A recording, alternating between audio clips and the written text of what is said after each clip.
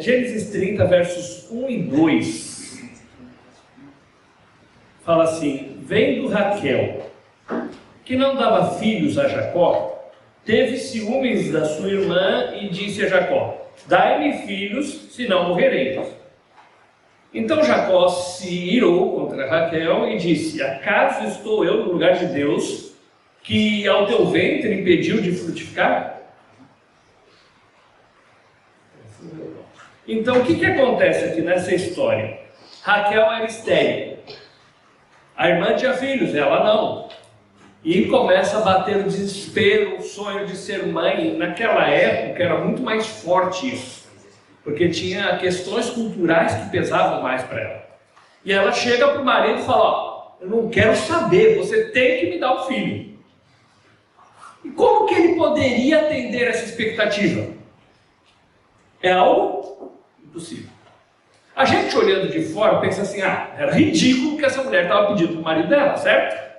Mas muitas vezes, quando nós estamos dentro do nosso relacionamento, nós criamos expectativas, e essas expectativas não são atendidas, porque algumas delas são realistas,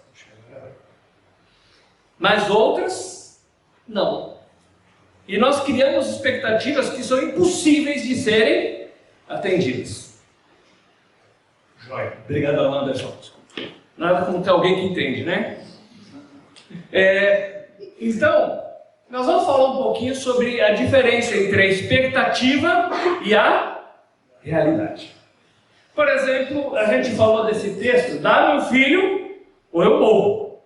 Primeiro drama, né? Se não for do que eu quero, eu vou morrer por causa disso. Aí aquela situação impossível que ela coloca sobre ele, provoca nele o quê? Ira, frustração. E muitas vezes os problemas do casamento estão nisso. Nós criamos coisas, pedimos coisas, exigimos coisas, e muitas delas são impossíveis, porque a nossa expectativa está errada. Por exemplo, você tem a expectativa do carro, que é essa, certo? Mas aí vem a realidade. Tá? Você tem a expectativa daquela viagem dos sonhos, tranquilo, primeira classe, mas aí vem a realidade. Ouvi dizer que o encontro das mulheres em novembro vai ser nesse transporte aqui.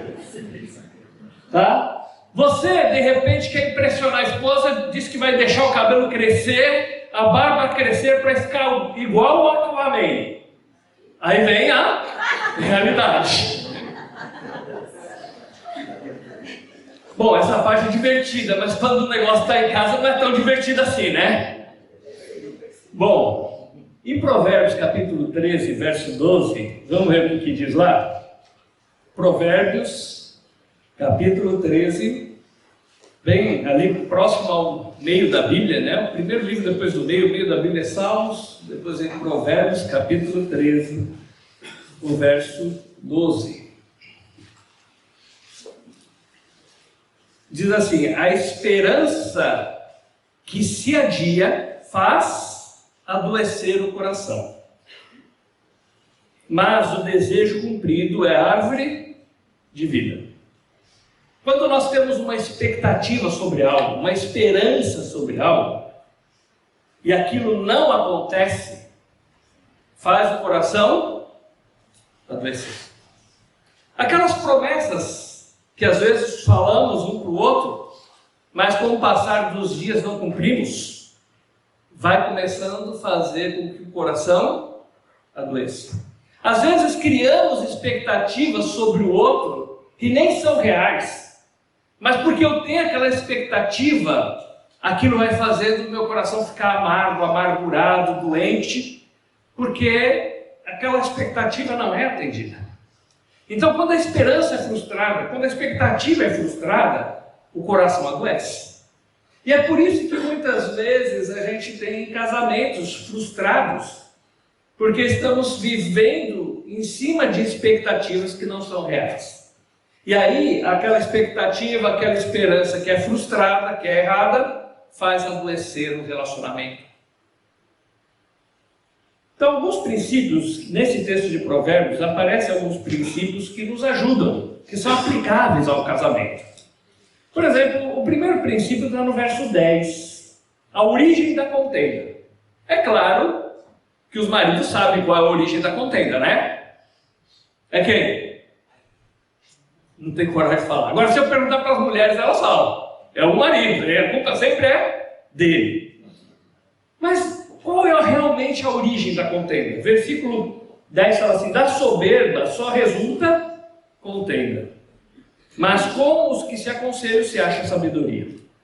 Então, as brigas muitas e muitas vezes começam porque eu sou orgulhoso.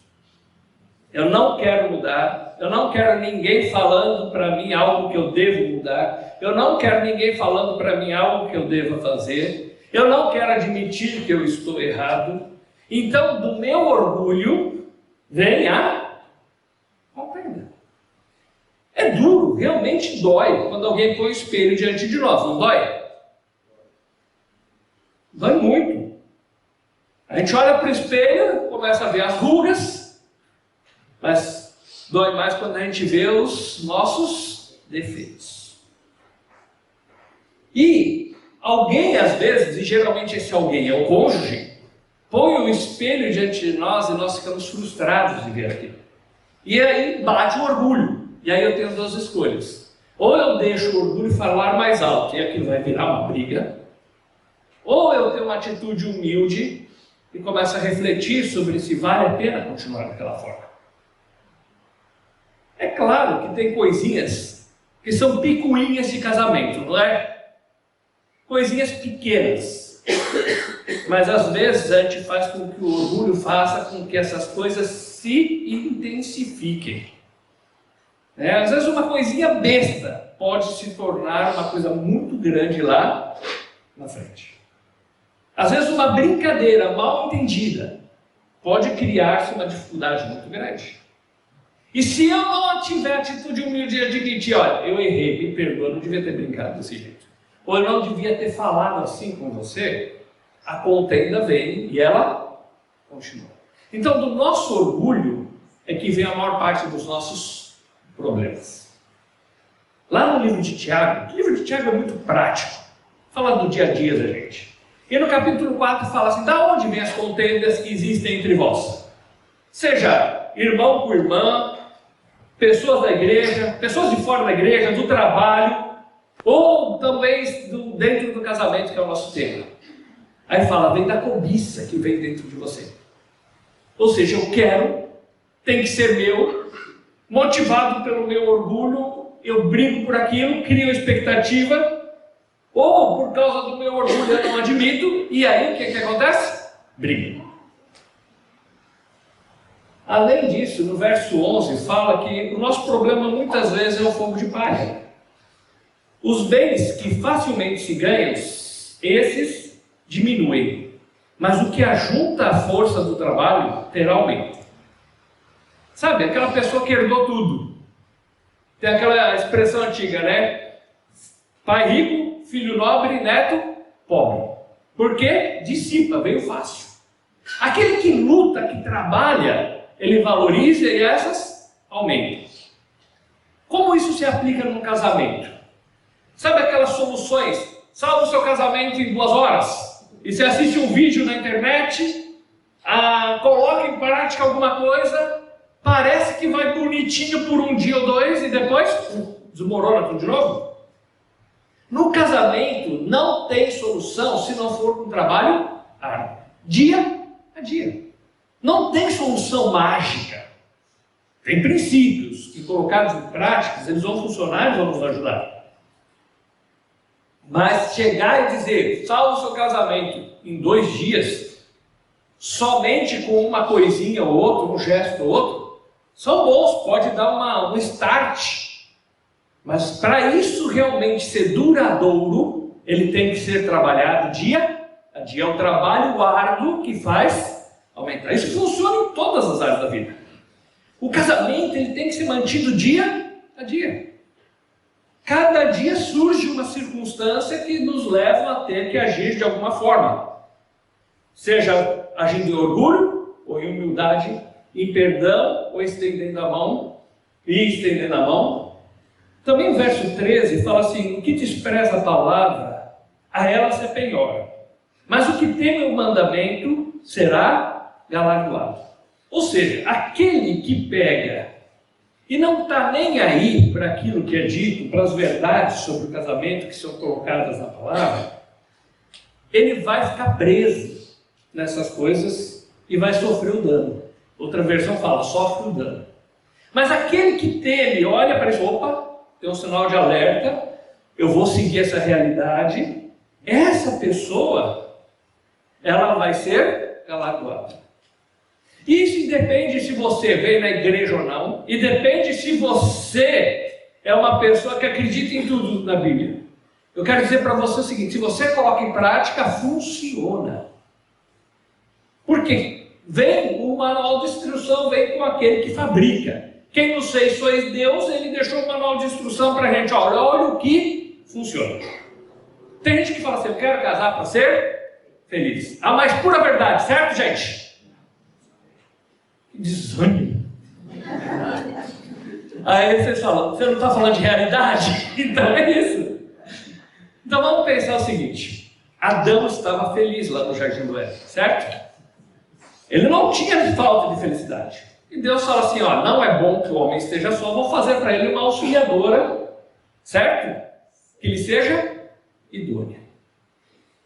Veja que Deus não fez Eva para Adão para completar a sua felicidade, mas para fazer o plano que ele queria estabelecer, de estabelecer a família. Havia um propósito. E esse propósito é que os dois caminhassem juntos e que a família continuasse com o quê? Um andando do lado do outro. Certo? A felicidade ele já tinha. Ou seja, se você é um cara frustrado dentro da sua casa e quer casar para resolver suas frustrações, você está lascado, porque você carrega para dentro do casamento. Se você é uma pessoa que nunca se encontrou na vida, não, mas eu vou casar para ser feliz, você não vai conseguir isso. Porque o problema está dentro de você e você carrega para dentro do casamento. Se você diz assim: achei a pessoa perfeita, deixa o coitado em paz, porque você vai estragar a vida da pessoa. Não tem ninguém perfeito, ou tem? Alguém tem dúvida disso? Não existem pessoas perfeitas. Então, à luz disso, nós olhamos o que a Bíblia diz e ela vai nos ajudando a entender e como devemos agir. Que é uma prova de que essa questão, a mulher é auxiliadora, certo? Você está dirigindo, como que é do lado? Olha a lombada, olha a placa, aqui é 40. Olha, você não trocou a marcha. É assim ou não? Agora experimenta do contrário. Ela está dirigindo e você começa a falar. Vai dar certo? Tá bom, pega e dirige você então. É só para a gente acordar. Versículo 14 fala assim: o ensino do sábio é fonte de vida, para os que evitam os laços da morte. Veja que o ensino adequado, sábio da palavra, nos livra dos laços que podem levar à morte. Isso é um conselho prático para a vida toda, mas no casamento é o seguinte: quando eu ouço conselhos sábios que me ajudam a enxergar o que eu devo fazer dentro do casamento, isso me livra dos laços que podem destruir o meu casamento. Versículo 15. A boa inteligência consegue um favor, mas o caminho dos pérfidos é intransitável. Veja só, nós precisamos ter inteligência para conviver a dois. Tem um outro texto em 1 Pedro, capítulo 3, verso 7, fala assim: vós maridos, procurai viver a vida comum do lar com discernimento, com inteligência. Você chegou em casa e você percebeu que aquela nuvem negra da família Adams está sobre a sua casa. Não tente cutucar a onça, porque vai dar errado. Você sabe que está naqueles dias do TPM, certo? Tu não sabe o que isso quer dizer, não sabe? Te prepara, marido. Certo? E você chega aí, cutuca. Vai dar certo? Não vai. Nós precisamos aprender a ter discernimento e inteligência para conviver em dois dentro de casa. Às vezes você tem que estar atento para notar, seja a mulher ou o marido, os dois lados. De repente o marido chega em casa e ele está agitado. Talvez o dia de trabalho foi um caos. Talvez o chefe estava buzinando a orelha dele o dia inteiro e ele está com a cabeça desse tamanho. Ou talvez o empregado está fazendo tudo de errado e a cabeça dele está desse tamanho. Aí chega em casa, a mulher começa: por que você chegou essa hora? Você está 15 minutos atrasado. E você não sabe o que aconteceu? Estão vazando, os crianças me deixaram louca aqui. E o cara já está com a cabeça desse tamanho. E falta o quê? Inteligência para a gente saber como agir dentro do casamento. A gente não consegue ler as necessidades do outro muitas vezes. Às vezes necessidades físicas, às vezes necessidades emocionais. Tem horas que o outro está precisando de alguém que o abrace só. De repente o cara está precisando ficar quieto. Mas a mulher quer falar. E geralmente isso dá um desarranjo. Às vezes, a mulher está precisando do cara sentar do lado, deixar ela chorar e ele pensa assim: mas por que ela está chorando por isso? Não faz sentido. Mas não fale isso, só pense.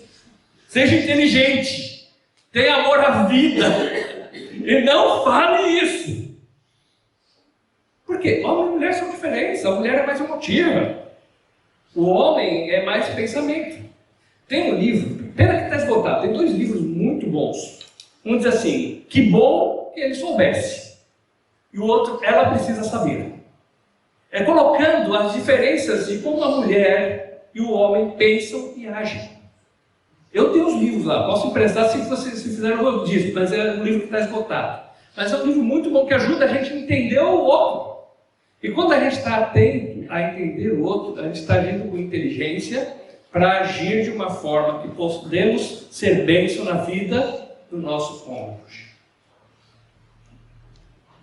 Versículo 17 fala assim: o mau mensageiro se precipita no mal, mas o embaixador fiel é medicina.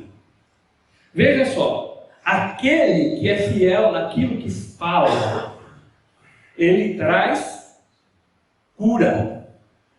Aquele que fala na hora errada, ou fala uma coisa que não é certa, ele vai fazer o casamento adoecer.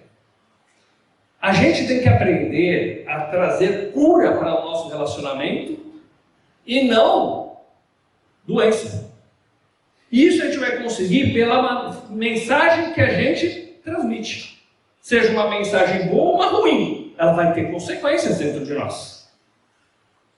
Então, a mulher chega na frente do espelho, a gente já passou dos 20, né, dos 30, ela fala: eu tenho uma ruga aqui. Aí o marido gentilmente fala: a idade é assim mesmo, mulher, é assim mesmo, pode se preparar que daqui é para pior ainda. Ajudou que foi uma beleza, não foi? Trouxe cura? Não, você pode levar nas cordas se você continuar falando assim. Mas não, a gente tem que trazer cura com aquilo que a gente fala. A palavra fiel, o embaixador fiel, ele traz cura. Ele é medicina. Mas aquele outro, não, aquele que é insensato, não é inteligente no falar, ele vai trazer problemas no casamento. Verso 18: pobreza e afronta sobrevêm ao que rejeita a instrução, mas o que guarda a repreensão será errado. A gente tem que aprender a receber crítica. E dói, né, gente?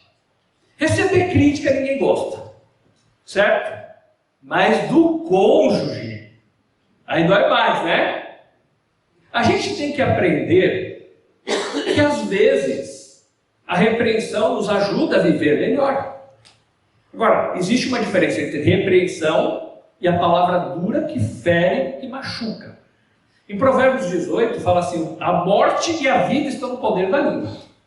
Você pode matar ou pode dar vida.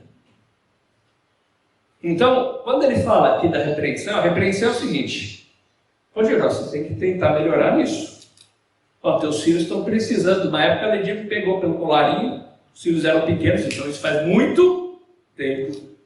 E eu correndo para lá e para cá, dando estudos em 5 cidades diferentes, era Planalto, Ametista, era Gramado, era Nonoai, era Três Palmeiras, era Trindade, era Chapecó. Eu dava aula em 2 escolas bíblicas, tinha os estudos na aldeia. Um dia a Ledinha falou assim: ó, a gente acorda e você não está em casa, a gente vai dormir, você não chegou de volta. Na hora, eu fiquei meio assim. Mas foi importante eu ouvir. Porque eu estava sendo demais. Era uma coisa boa. E é isso que é importante a gente entender. Não era uma coisa errada.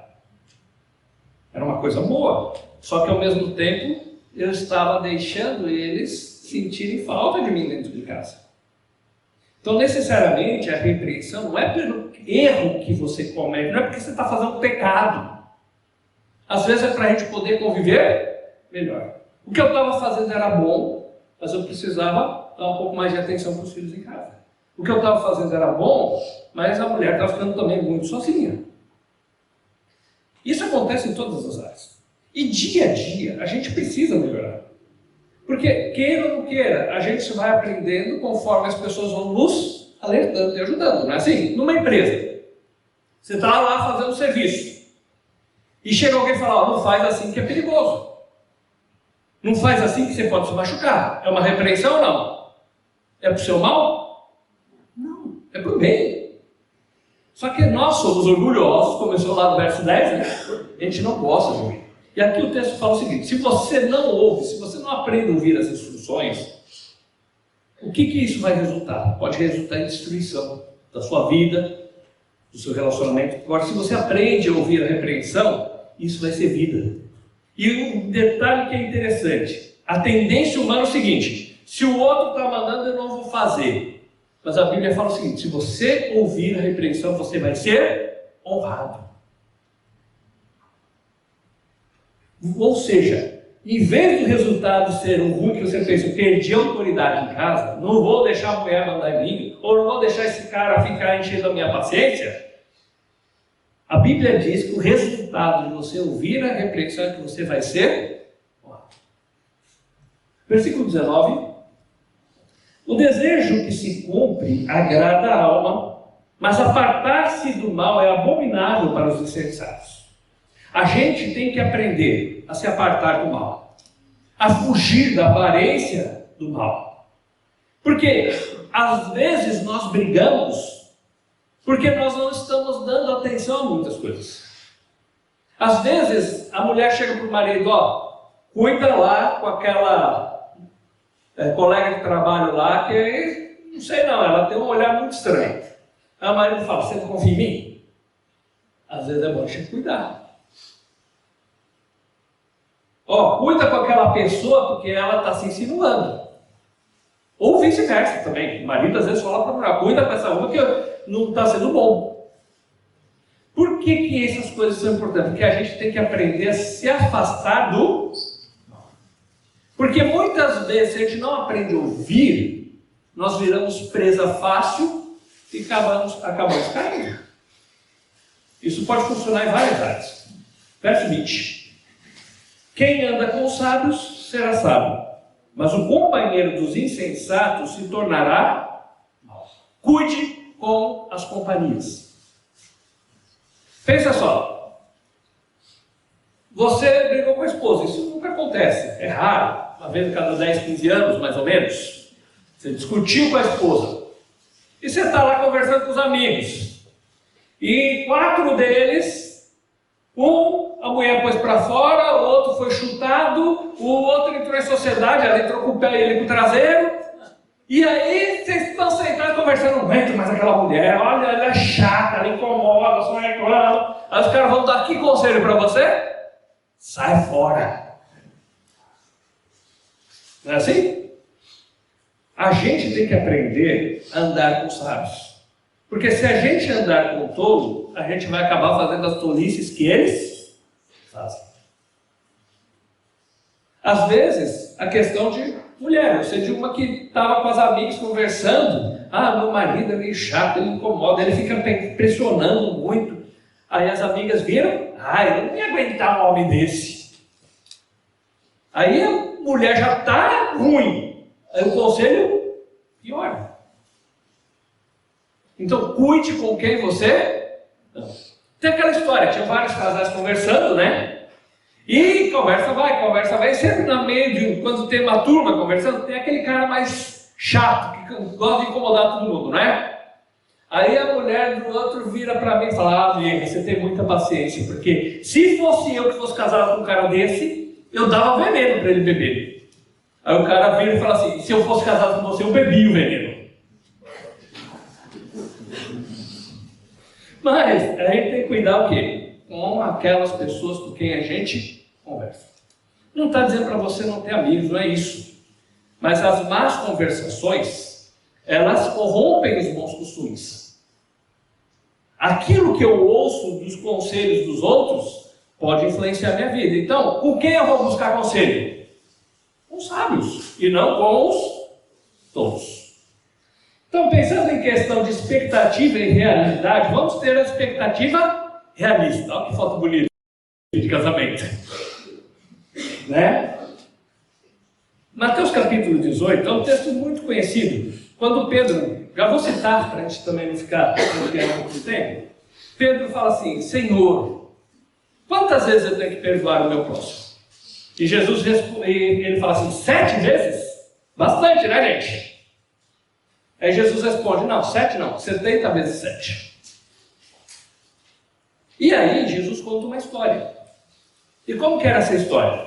Um homem devia muito dinheiro e o que queria receber o dinheiro chegou e começou a apertar, você tem que me pagar, senão eu vou pôr você na cadeia. Aí o cara se ajoelhou e implorou, olha, tenha paciência comigo que eu vou pagar tudo para você.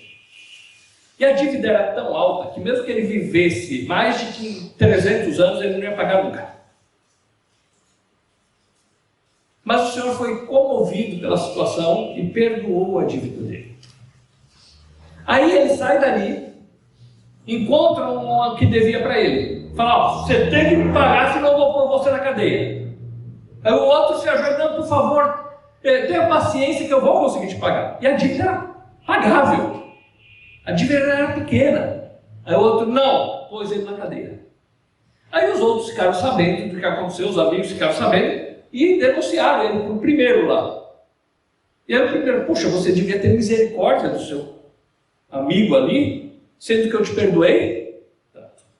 A moral dessa história, Jesus está mostrando o seguinte para a gente. Deus nos perdoou muito. Não é assim? Porque vamos pensar o seguinte, a gente às vezes não acha que a gente é tão ruim assim, porque a gente se compara com quem? A gente se compara com o Fernandinho Beiramar, com o Elias Maluco, com o chefe do tráfico, com aquele sem vergonha daquele veiaco que não me paga, com aquela fofoqueira que fica destruindo a vida de todo mundo, ou com aquele ladrão, ou com aquele cara ruim. A gente se compara com esses, não é? Aí a gente se acha bom. Só que a nossa comparação é com Deus Santo. E aí, ninguém é bom. Porque, às vezes, nós nunca matamos ninguém, mas na nossa mente a gente fala o quê? Tomara que esse miserável morra. Se eu pudesse, eu matava. O cara nunca traiu a mulher, mas quando passa uma moça, e aí o cara quase quebra o pescoço e fica pensando besteira. E não é só homem, às vezes a mulher também. E já pecou. Ou seja, nós somos pecadores. E Deus nos perdoou uma dívida que nós nunca conseguiríamos pagar. Por quê? Lembra que como nós não tínhamos condições de pagar, Deus mandou Jesus Cristo vir, e Ele precisou morrer na cruz no nosso lugar, porque nós não tínhamos como pagar. Ele morre e Ele diz, está tudo pago. Ou seja, Ele pagou toda a dívida. Por isso que nós podemos chegar diante de Deus, certo? Agora, nós que experimentamos o perdão dele, nós que experimentamos tudo que ele nos perdoou, por que não podemos estender a mão e perdoar o nosso cônjuge? Ah, mas é que você não come a comida que ela faz lá em casa. Aquilo não é cozinheira. Aquilo é tentativa de homicídio. Ou então, é que você não sabe o cara que tem a casa.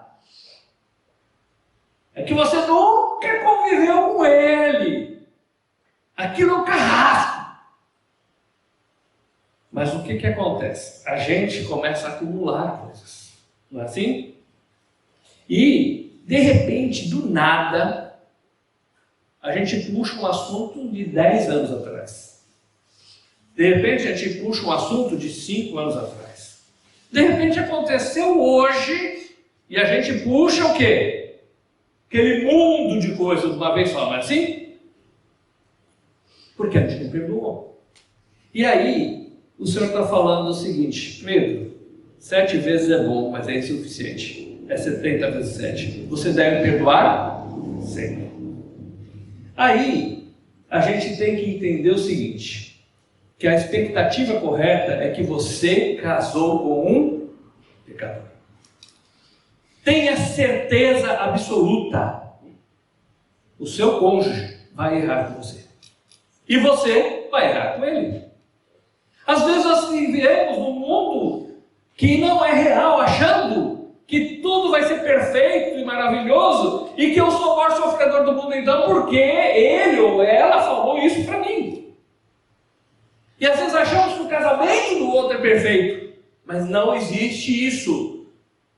Todos nós casamos com uma pessoa pecadora como nós.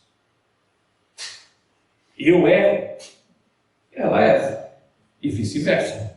E todos nós precisamos aprender a exercer graça e perdão dentro do nosso relacionamento. Essa é a expectativa correta. Eu não tenho como pensar que ele vai ser perfeito ou que ela vai ser perfeita. Eu tenho que pensar o seguinte: nós estamos em transformação nós dois. Cada dia vamos procurar melhorar para ser mais parecidos com Cristo, para ter mais paciência, para sermos mais humildes. Mas nós vamos que nesse caminhar e nesse processo, nós vamos ter que aprender a exercer perdão, seguindo o exemplo daquele que nos perdoou. Pensando nisso, então tem a expectativa correta e a expectativa errada. A expectativa errada é que você quer alguém perfeito. Esquece. Não adianta. Tem uma pessoa que falou assim para mim: ó, Rodir, é tudo a mesma coisa. Já estou no segundo casamento, é tudo igual. Você está parado, ela manda você fazer alguma coisa. Mas se você está fazendo as coisas, ela fala para você ter sossego e parar um pouco. E é tudo igual. Por quê? Porque todos nós somos pecadores. Então, não existe ninguém perfeito. Eu erro com a Ledinha erra comigo, e nós precisamos, em graça, dia após dia, estender a mão em perdão e graça um para com a vida do outro. A expectativa correta é o seguinte: eu estou lidando com alguém tão pecador quanto eu. Alguém que sofreu os efeitos da queda, quando Adão e Eva se afastam de Deus e resolvem agir por suas próprias pernas, pelos seus próprios pensamentos. Outro pensamento, outra expectativa errada: vou perdoar hoje, mas nunca mais aconteça isso. Você nunca mais vai chegar atrasado na janta, entendeu? Hoje eu perdoo, mas nunca mais vai acontecer isso. Vai dar certo isso? Olha, eu perdoo hoje, mas você nunca mais me queima o feijão. Eu perdoo hoje, mas você nunca mais vai fazer desse jeito comigo. E aí, naquela hora de tentar fazer as pazes, acalmar a coisa, de repente você prova: não, nunca mais eu vou fazer assim. Aí o marido prova: não, pode ficar tranquila, vou pôr na agenda e tudo, e eu nunca mais chego atrasado. Aí acontece um problema no trabalho, você tem que ficar até depois da hora. E o nunca mais já foi embora. Ou a mulher fala assim: nunca mais vou gritar com você, tá? Eu sei que isso fere o seu orgulho, eu sei que isso te machuca porque você se sente desrespeitado por mim. Eu nunca mais. O mês que vem ela está com TPM. Ela vai cumprir? Não. Agora, nós temos que procurar melhorar. Isso não deve servir de muleta para que eu não melhore. Eu tenho que procurar melhorar. Mas não adianta eu esperar que o outro nunca mais. Nós estamos falando de dia a dia. Eu sei que tem coisas mais pesadas, como uma traição que realmente não deve acontecer de forma alguma. E a resposta para isso deve ser nunca mais, se algum dia aconteceu. Mas no dia a dia, nós temos que ter a perspectiva correta de que eu vou ter que perdoar não uma vez, não duas, não três, não quatro, não cinco, não seis, não sete, nem 70 vezes 7, ou seja, eu tenho que sempre estar estendendo perdão. Um dia é porque um está bravo, outro dia é porque um não quer falar, outro dia é porque um está áspero com o filho e às vezes ofende o outro, e vai embora. Expectativa errada. Eu não esperava isso de você, esperava de qualquer um, menos de você. Então você não está entendendo que ele é um pecador ou que ela é uma pecadora. Nós não estamos falando de coisas profundas, como, por exemplo, um adultério. Mas nós estamos falando de coisas do dia a dia. Eu não esperava nunca que você fosse gritar comigo. Então você está no lugar errado, você está num planeta errado. O casamento é belo, mas as expectativas é que ambos estamos em processo de mudança, sendo aperfeiçoados dia após dia. Ninguém vai ser perfeito, gente. Nossos filhos não são perfeitos. É desumano você exigir perfeição dos filhos ou do seu cônjuge. Porque eles são tão pecadores quanto eu. Uma coisa, só para terminar ali. Tem dias que a gente se sente igual ao Paulo. Veja que Paulo ele procurava imitar a Cristo. Ele fala, dia após dia ele prosseguia para o alvo de melhorar. Que ele fala assim, eu tenho que fazer morrer o velho homem e viver o novo. Eu tenho que crucificar, o meu velho homem está crucificado, agora eu não sirvo os meus membros para o pecado como instrumentos de pecado, mas agora eu entrego para Deus como instrumento de justiça. Só que no capítulo 7 de Romanos ele fala assim, mas tem uma luta às vezes, eu quero fazer o bem, mas às vezes eu não consigo. Às vezes eu me sinto errando. E isso funciona às vezes com a gente. Tem coisas que ninguém sabe, a gente está lutando aqui dentro, não é verdade? Uma luta forte dentro da gente. E aí Paulo fala assim, miserável homem.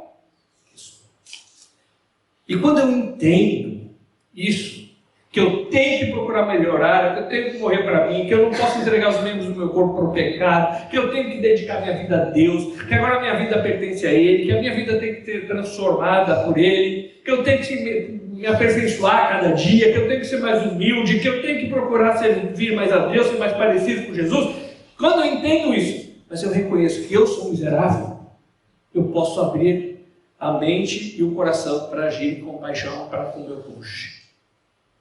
Porque eu luto contra, procuro ser melhor, mas eu muitas vezes também erro. Bom, expectativas corretas nos levam a ações coerentes. Então, uma delas é o seguinte, se você esperava a perfeição, então não devia ter casado. Seja coerente. Porque você não é perfeito, então você foi destruir a vida de alguém. Expectativas corretas ajudam a gente a ser coerente no seguinte, eu tenho que olhar para a minha relação e olhar no espelho e dizer, eu também. Outra ação coerente, a raiz de amargura é muitas vezes porque eu tenho uma expectativa irreal, fora da normalidade. Lembra da Raquel? Me dá um filho, senão eu morro. Mas ela era estéril. Nunca Jacó conseguiria atender aquela expectativa. E se a sua expectativa no seu casamento é que o outro seja perfeito, nunca isso vai acontecer. Nós podemos melhorar. A perfeição, nunca. Entender que o que aconteceu, aquilo que aconteceu é uma coisa que me irrita ou é um pecado? São coisas diferentes, certo? Por exemplo, o que me irrita? Chegar atrasado para a hora da janta. Foi um pecado? Bom, depende da mente de quem está analisando, mas não, né? Às vezes tem emergência de trabalho. Às vezes tem situações que surgem, que estão fora do nosso alcance. Isso é verdade ou não? Do outro lado acontece, a mulher às vezes está fazendo a comida, às vezes dá um problema, por melhor cozinheiro que seja, e atrasa. Aí o marido chega em casa e começa a quebrar tudo porque atrasou 10 minutos o almoço. Então a gente cria raiz de amargura por causa que a gente põe expectativas erradas. E às vezes a gente analisa as coisas colocando um peso demasiado em coisas pequenas. Tá, o cara, homem, ele tem uma coisa boa, ele acha que a roupa que ele compra hoje pode durar 25 anos, né? Cara, por que tem que comprar uma blusa nova? Essa daqui tá novinha, tem 32 anos, por quê? Tem até furo, olha, tem até ar-condicionado aqui do lado. As meias, então, beleza, é anti-chulé, porque tem ar-condicionado refrigerado, né, no dedão, no calcanhar. O homem não dá bola para essas coisas, no modo geral, né? Tem exceções. E às vezes ela parece irritada de ver aquelas coisas, não fica? Mas, gente, compensa, são coisas pequenas. Isso é pecado ou uma coisa que está me irritando? Porque se é algo que está me irritando, será que eu não posso agir de uma forma diferente, pensar diferente? Ou, por exemplo, o seguinte, aquele dia que é o sonho de todo homem, chega o domingo, ele quer descansar, ele está moído, foi uma semana dura de trabalho, cabeça desse tamanho, com problemas para resolver, e a mulher fala, vamos aproveitar e vamos para o shopping, eu só quero pegar uma coisinha, né? Aí o cara pensa, estou lascado, vai ser o dia inteiro.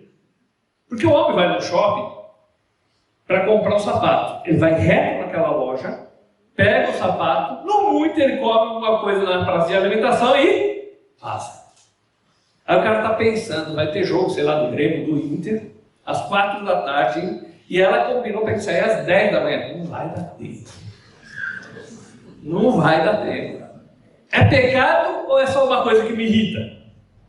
Então a gente tem que aprender o quê? Fazer diferença entre essas coisas.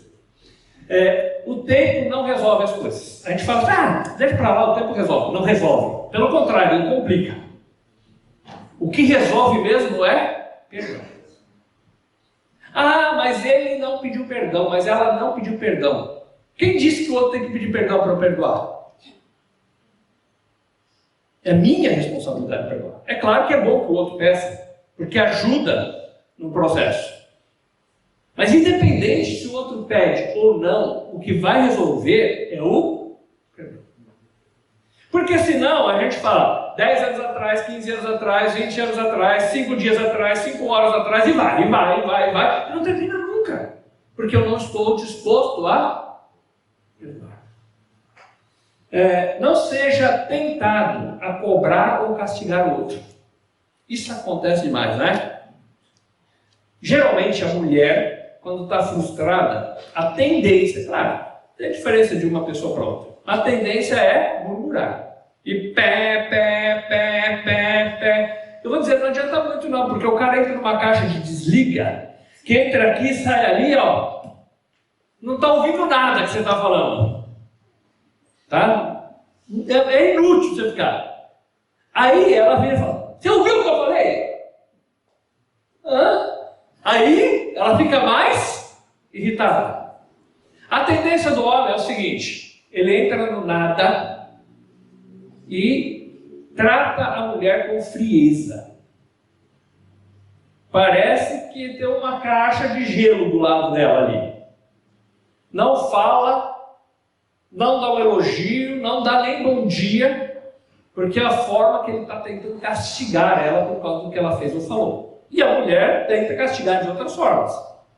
E as formas são diversas, não são? Discutindo, irritabilidade, põe para fora do quarto, jejum de 1 mês sem poder dormir junto. E em vez de resolver o relacionamento, você está só complicando. Porque tem um monte de urubu rodando em cima da casa. E se você faz essas coisas, você, em vez de estar resolvendo o seu casamento, você está jogando a pessoa para fora dele. Em Lucas 17, 4 a 10, é o texto que Jesus fala sobre perdão com Pedro. E ali depois, o texto de Lucas, ele cita uma história sobre o servo. E o servo, ele chega em casa, ele faz todo o trabalho dele, ele serve o seu senhor, e aí termina de fazer tudo, o que ele recebe em troca?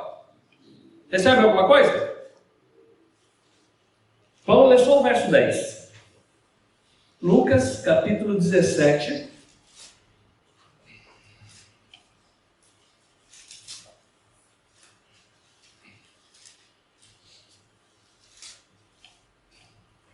Versículo 10.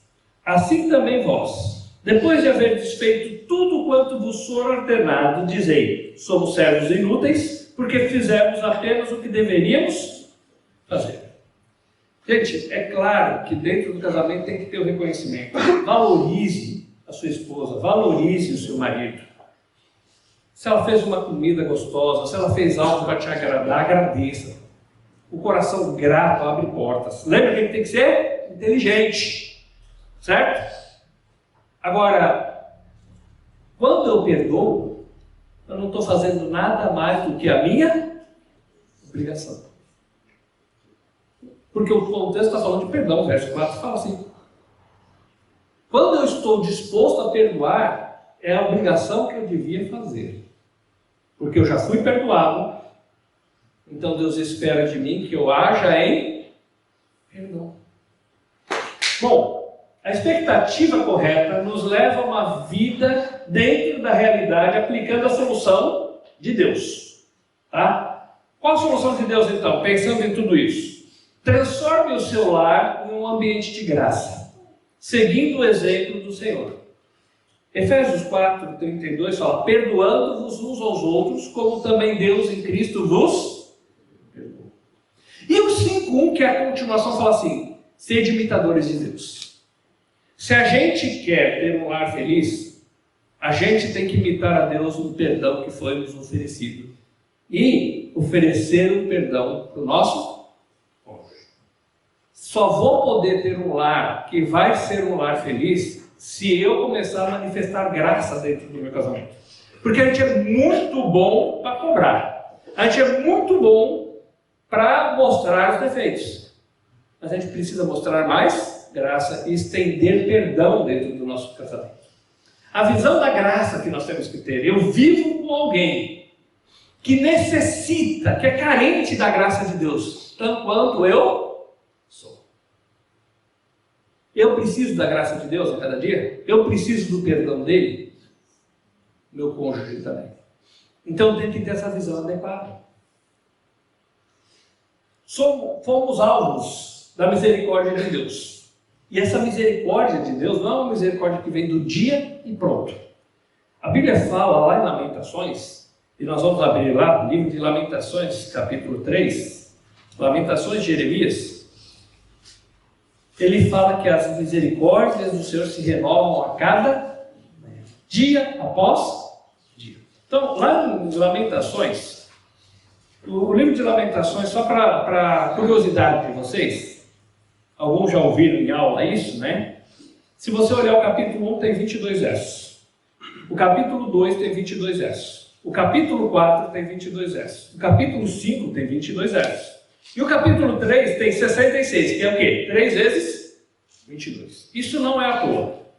É um poema judaico. É um poema escrito em forma de acróstico, que ele pega cada versículo é correspondente a uma letra do alfabeto hebraico, começando em Aleph e terminando em Tal. Então, é um poema fúnebre, é uma lamentação que Jeremias está fazendo quando Jerusalém foi destruída. Se você olhar no capítulo 1, é interessante algumas frases, eu vou só citá-las rapidamente, principalmente o verso 12, ele fala assim: não vos comove isso a vocês que passais pelo caminho? Considerai e vede-se a dor como a minha dor. Considere o que eu estou passando, olha o sofrimento pelo qual eu estou. E aí ele vai falando da tristeza, da dor, de ver a desgraça que aconteceu no meio da nação, do pecado da nação. Ele fala: não, Deus é justo em permitir que isso aconteça, mas o meu coração dói de ver o que está acontecendo. E aí ele chega no 3:21 e fala assim: quero trazer à memória o que pode me dar esperança. Antes de a gente ler os próximos versos, talvez você está vivendo um dia assim. Você olha para o seu casamento e você sente que ele está em ruínas. Você acha que não tem mais volta, que não tem jeito, que você só vê destroços ao seu redor. E aí você fala, você está falando isso porque não é você que está lá em casa passando o que eu passo. Né? Mas aqui, esse verso diz, eu quero então trazer à memória o que pode me dar esperança. Sabe o que pode dar esperança para as nossas vidas? Versículo 22, as misericórdias do Senhor são a causa de não sermos consumidos, porque as suas misericórdias não têm fim. Nós merecíamos o castigo, mas por causa da misericórdia de Deus nós não somos consumidos. Se dependesse das nossas obras, da nossa bondade, a gente merecia um raio cair na minha cabeça agora e eu ia para o inferno e pronto. Mas é por causa da misericórdia dele que eu não sou consumido. E aí fala no verso 23, renovam-se a cada manhã, grande é a sua fidelidade. Ou seja, a misericórdia de Deus se renova dia após dia. Em outra versão diz, novas são a cada manhã. E às vezes no nosso casamento nós oferecemos um perdão band-aid, ou remendado, certo? Por quê? Perdoei, mas no outro dia eu tiro o band-aid e abro a ferida de novo. A Bíblia diz que a misericórdia de Deus ela é nova a cada manhã para as nossas vidas. Cada dia Deus dispensa a nós a sua graça, a sua misericórdia, o seu perdão, a sua ajuda, mesmo que nós não merecemos. O desafio para nós dentro do nosso casamento é mudar as nossas expectativas. Nosso cônjuge vai errar conosco. Ele tem muito para melhorar, mas eu também tenho muito para melhorar. Mas dia após dia eu posso acordar ou indignado e irado, ou com a misericórdia e a graça renovada diante de Deus, seguindo o exemplo dele. Eu preciso do perdão de Deus diariamente, e é por isso que eu tenho que estar disposto a perdoar. É isso que Deus espera de nós. É isso que é importante para salvar o nosso casamento. Às vezes você fala assim, mas não está tão ruim. Então, não deixemos chegar lá. Né? Amanhã a gente vai, no culto à noite, a gente vai falar sobre os dois filhos do pai do filho pródigo. Geralmente a gente ouve sobre o filho pródigo, né? Foi embora, gastou tudo, foi para a lama, né? E tinha um outro, que estava na casa do pai, mas o coração não estava próximo do pai. E às vezes no casamento da gente está assim, às vezes está lá na lama, mas às vezes está aqui, estamos dentro de casa, parece que está bem, mas o coração está longe. Nós temos que aprender então a dispensar graça e misericórdia, do mesmo jeito que nós precisamos disso. O Senhor está transformando a minha vida, dia após dia, e está transformando a vida do meu cônjuge, dia após dia. Deus tem paciência comigo, mas eu não tenho paciência com ela, ou ela não tem paciência comigo. E nós precisamos aprender com o Senhor a dispensar misericórdia e graça. A solução para o nosso casamento, para os nossos problemas, está em ter um lar cheio de graça, colocado aos pés da cruz. Senhor, eu estou aqui, eu sou um pecador, eu preciso da tua misericórdia e da tua graça. E meu cônjuge também precisa. E ele precisa do meu perdão, como eu preciso do perdão dele. Deus, ele nos deixa conselhos muito práticos, porque ele quer salvar as nossas famílias. Porque a família é o plano de Deus para a nossa vida. Porque na família ele se manifesta em amor e graça. Porque é dentro da família que ele usa ela como exemplo. E ele mostra que o amor do marido deve ser um amor semelhante ao amor de Cristo, que se entrega.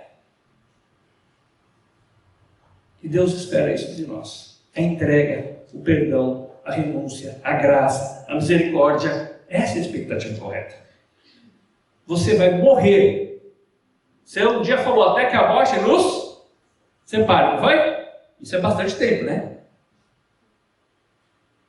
Você um dia falou isso. Então você saiba que até o dia que a morte nos separará, você vai estender misericórdia e graça. Ambos precisam. E ambos precisamos da graça de Deus nas nossas vidas. Vamos orar?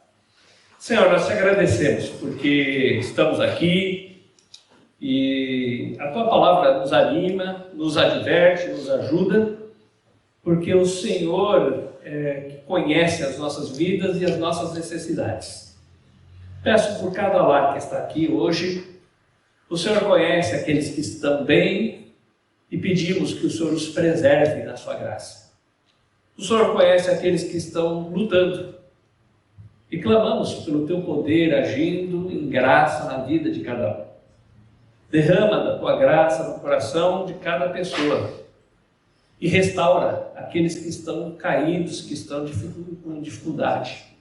Traz a esperança da tua atuação na vida de cada um e no casamento de cada um. Nós clamamos a Ti agradecidos, porque sabemos que o Senhor nos ouve e que o Senhor quer o nosso bem. Em nome de Jesus. Amém.